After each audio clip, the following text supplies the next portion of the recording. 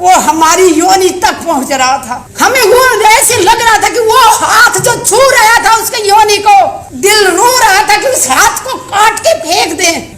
शर्म आनी चाहिए, सत्ता में बैठे लोगों को शर्म आनी चाहिए, खासकर जिस पार्टी की महिलाओं को शर्म आनी चाहिए। अरे वो इतनी गुलाम है कि इस पार्टी की, एक महिला होने के नाते उन्होंने एक शब्द नहीं बोला, चाहे वो पहलवानों को घसीटा गया हो, चाहे किसानों के ऊपर, जिंदा किसानों के ऊपर गाड़ियां चढ़ा दी गई हो। तकलीफ होती है, बहुत तकलीफ होती है, लेकिन ये ज्यादा दिन तक चलने वाला नहीं है। पाप का घड़ा इनका भरने वाला है। आप सबसे एक अपील करती हूँ, जाति में ना बटे, धर्म में ना बटे। सबसे बड़ा धर्म है इंसानियत, इंसान बन के जियो। इंसानियत सबसे बड़ा धर्म है। अत्याचार ना सहो, जितना अत्याचार सहोगे उतना ज्यादा दबाया जाएगा। देश सुरक्षित हाथों में है, सो जाइए आंख बंद करके। अरे मणिपुर में जो हुआ उसको देख के कोई बहन सोई है क्या? और जिसने कारगिल में अपना खून बहाया, दुश्मन से लड़ाई लड़ी, उसकी पत्नी को भी इन्होंने नंगा करके घुमाया। फिर कहते हैं कि मोदी है तो मुमकिन है। देश के सैनिकों के लिए एक ही बात कहूंगी, मुझे भारतीय सैनिकों पे ऊपर गर्व है और मैं गर्व करती हूँ कि मैं एक भारतीय सैनिक की पत्नी हूँ और एक किसान की बेटी हूँ। लेकिन आज प्रधानमंत्री जी ने ये साबित कर दिया कि वो सबसे कायर प्रधानमंत्री जी।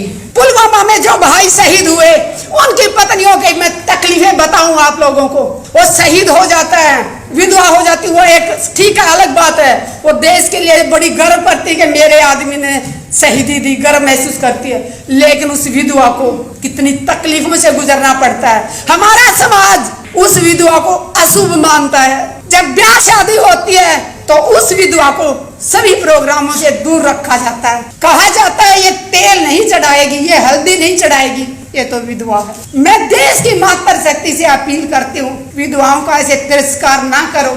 उन्होंने अपने सुहाग को देश के लिए दिया है। अरे वो अशुभ कैसे हो सकती है? उसने अपना सिंदूर कुर्बान कर दिया देश के लिए, और उसको कहा जाता है कि तू तेल नहीं चढ़ाएगी, तू किसी को टीका नहीं कर सकती, तू पूजा में नहीं बैठ सकती, कि तू अशुभ है। अशुभ तो ये लोग हैं जो दिखावा करते हैं, मुंह में लड्डू खिलाते हैं सैनिकों के और पीठ में छुरा घूंपते हैं। अगर ये सच्चे होते तो आज तक पुलवामा के ऊपर कमेटी क्यों नहीं बनाई?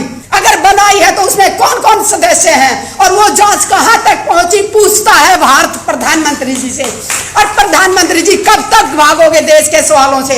इनके सांसद जब भी कोई सवाल करता है, चाहे पीटी उषा मैम से मैंने सवाल किया था जंतर मंतर पे तो वो भाग गई थी, मीनाक्षी लेखी से बात की तो वो भाग गई थी, जिससे भी सवाल करते हैं वो भाग रहे हैं। आज देश का बच्चा बच्चा जाग चुका है, प्रधानमंत्री जी से सवाल पूछेगा और आज नहीं तो कल प्रधानमंत्री जी को देना होगा, जवाब देना होगा। दुख होता है जब सैनिकों के नाम पे वोट मांगने जाते हैं। पुलवामा इनकी कमजोरी के कारण हुआ।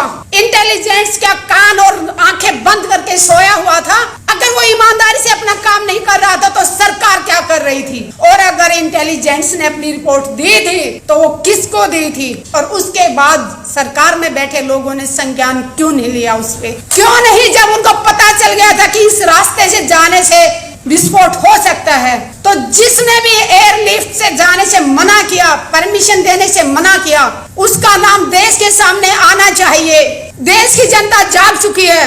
बहुत देर तक इन्होंने धर्म के नाम पे लड़ा लिया, जाति के नाम पे लड़ा लिया, बट अब देश जाग चुका है। देश के समझ में आ गया है, अगर आप भी नहीं बोले तो हम बोलने लायक ही नहीं रहेंगे। ऐसी हालत करने की तैयारी कर रखी है देश की सरकार ने कि हम सिर्फ दो टाइम की रोटी मांगने के लिए हाथ फैलाएं ताकि हम अपने हकों की आवाज ना उठा सके। जवान शहीद होते हैं, उस दिन उसके घर में खूब सारे लोगों का आना जाना, सुबह से शाम तक लाइन लगी रहती है। लेकिन उसके बाद उस विधवा को अपना जिंदगी कैसे बसर करती है, किस तरह अपने बच्चों को पढ़ाती है, ये देखने वाला कोई नहीं होता। उस बहन को, विधवा को अपनी पेंशन लागू करवाने के लिए सरकारी दफ्तरों के एक साल तक चक्कर काटने पड़ते हैं। हम बहुत बार रक्षा मंत्रियों से मिले हैं, मनोहर पारिकर जी थे तब भी मीटिंग होती थी, सीतारमन जी थे उनसे भी मीटिंग हुई, हमारे ये राजनाथ जी हैं इनसे भी मीटिंग हुई, लेकिन हमेशा वादा किया जाता है कि हाँ हम सब ये किया जाएगा,